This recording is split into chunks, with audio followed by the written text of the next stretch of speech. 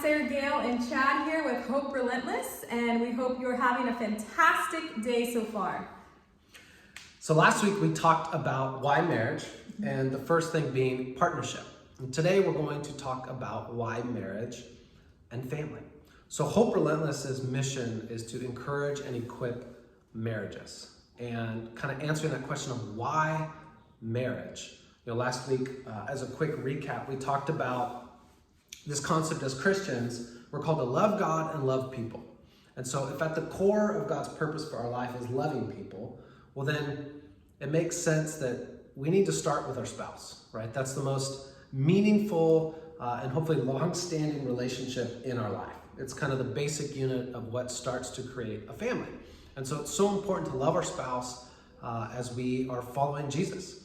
And before we start loving other people, we've had moments where maybe our relationship hit some challenges, and obviously we still want to treat other people well. But big picture, the health of our relationship, it matters to God and it matters to our purpose. And while we're not going to always get it right, it's something we want to pursue. We want to continue to grow in the health and strength of our marriage.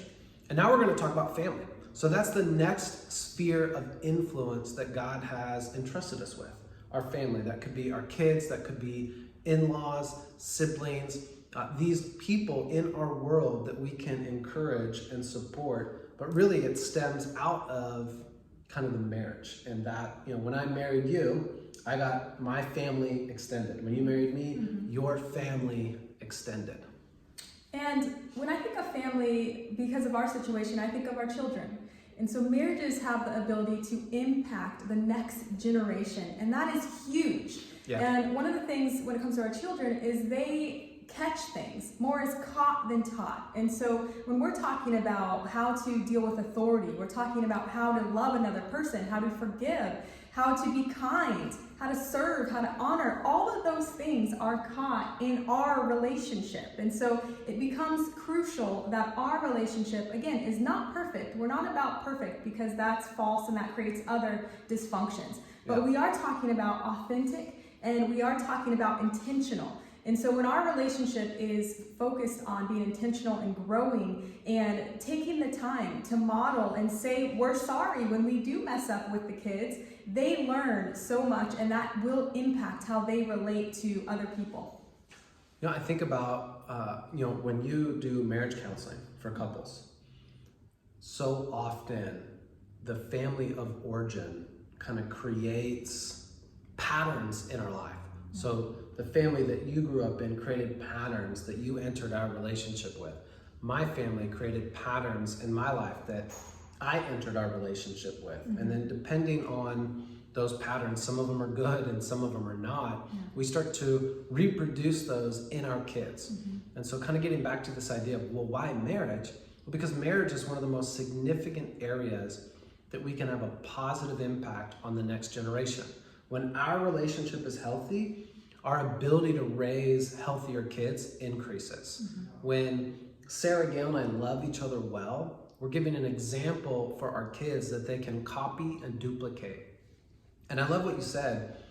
Unfortunately, more is caught than taught. And so they see our actions way more than they hear our words. We've got almost two teenagers, 14 and 12 at the time of this recording. And we get a lot of we go on these rants, right? The kids call them rants. And at the end, there's always, yeah, okay. And then oftentimes no change in action because more is caught than taught. I actually still remember, this is easy for me to share the story because it's about you. Oh, gosh. I remember when our firstborn son, Joshua, at the time we called him Joshy, was like a toddler, maybe around 2. And you were having conversations with him and I don't even remember what he did, but he wouldn't say sorry. And you got really upset. Why won't he say sorry? And I was kind of sitting over there thinking, and I ended up getting the courage to say it. I was like, Sarah, Joshua won't say sorry because you don't say sorry. And you were like, yes, I do. And then later on in the day, something else happened that it would have been easy for Sarah Gale to say, I'm sorry. And she didn't. And I was like, hey, here's kind of an example And so, but in her family of origin, taking ownership and apologizing for things wasn't common. There was this need to project that we have things together. And so if you say, I'm sorry, you're admitting you messed up. And so you could see how Sarah Gail learned that unknowingly, and now is almost reproduced in our firstborn son. Now Sarah Gail apologizes and takes ownership all the time. And this is an example. I've got plenty of things in my life that I picked up that are also need to be kind of addressed so that they're not duplicated, right? You don't want a copy of that. But that's an example of how a toddler, little 2-year-old, is hearing the principle of forgiveness, but they need to see it. Right. And so this is why the marriage is so significant, that as we continue to grow as individuals and grow in our marriage, it's what our kids are learning. Right. And so you alluded to the upbringing of people. And so when I see clients, we do spend a lot of time on that because, like you said, it does reproduce itself in the marriage and then also in the household. And so when it comes to the significance of our families and why marriage, because of our families, there's so much at stake with our children and even with the people that we surround ourselves with our children's friends, with other people, if we don't have children, with the community, the families within the community. And so with our marriages, it's important to recognize that we are being consistent in what we're doing. And so what I mean by that is being intentional. Just, if we're speaking life in our relationships, in our family, then we know that that's going to build, that's going to grow something. And these are more Christ-like characteristics where we speak life, where we do the things that the word talks about, where we honor one another, where we forgive, where we're not easily offended, because those aren't just wise tales or theories. These are powerful concepts in the Bible that oftentimes are attached with a promise. And so with our children and with our spouses, with each other even, as we can incorporate scripture in our life and actually see how it's relevant and how it's applicable in our day-to-day and model that and show that, then we're teaching our children more than just momentary discipline or a change of behavior. We're teaching them character. We're teaching them how to be more Christ-like, which is just really going to impact their futures and their purpose and help them to find more fulfillment than they would have otherwise. Yeah, I think about, as we've experienced more life, mm-hmm. the things that are important to me have changed, right? When I was younger, it was about having fun. Mm-hmm. Like, who can we hang out with?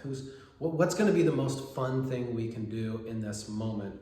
And then, when you're younger, like, responsibilities aren't even a thing. Mm-hmm. Then as you get older, you start to pick up more responsibilities. Then you start your relationships and how you build relationships and where you get relationships starts to change. And, then as you get married and older, oftentimes at the front of the list is responsibilities. Mm-hmm. And then, at least for me, at some point as we started to get older, it's like, man, we need to be saving money. We need to be investing money, how we spend our money, how we spend our time.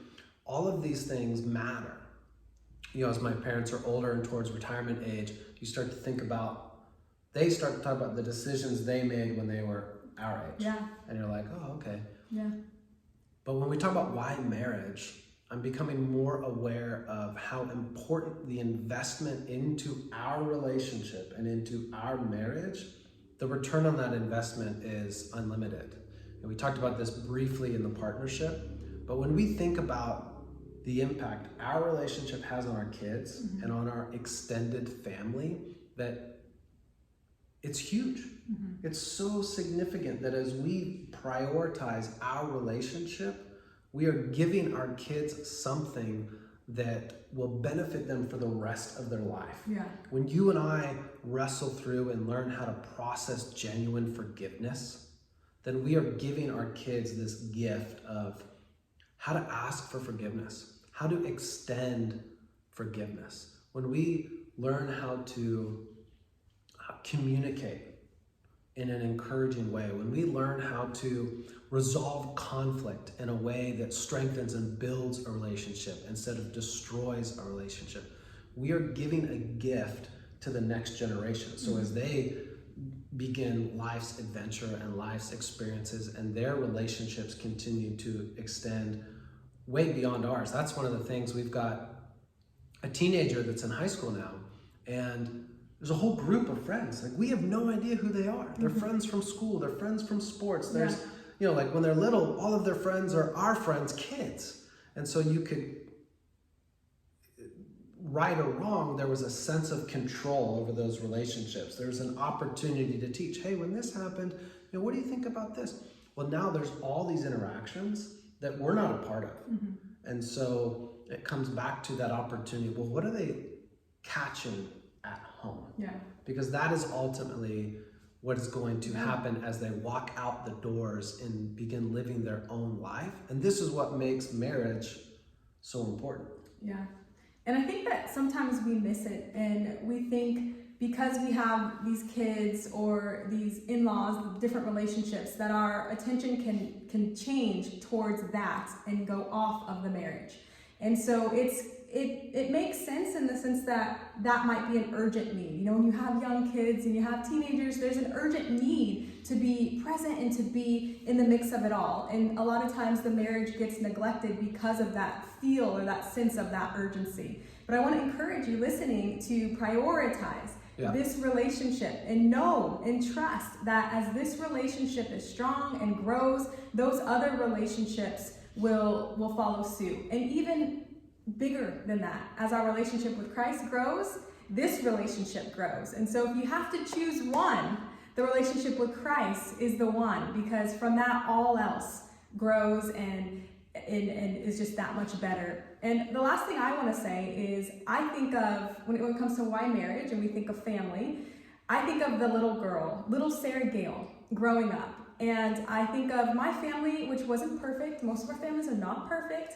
And I think of my family and just going through different seasons of challenge. And I remember I had this little pink journal, and I think I was a very sweet girl. I was very just thoughtful and pensive and just writing in my journal. And I remember, I almost still feel how I felt, in the sense of just wanting more, just feeling sad in that moment, and asking God to give me a family that loved Him and loved people one day, because the environment I was in was not God's best, and I knew it. Even though I didn't know God fully at that time, still don't know Him fully, but I didn't have a relationship with Him at the time. He was pursuing me, and I knew that He had more when it came to family in my life. And so I think of little Sarah Gale hurting in pain in the midst of her family, wanting more, not knowing how to articulate it, and the power of an environment that would have been more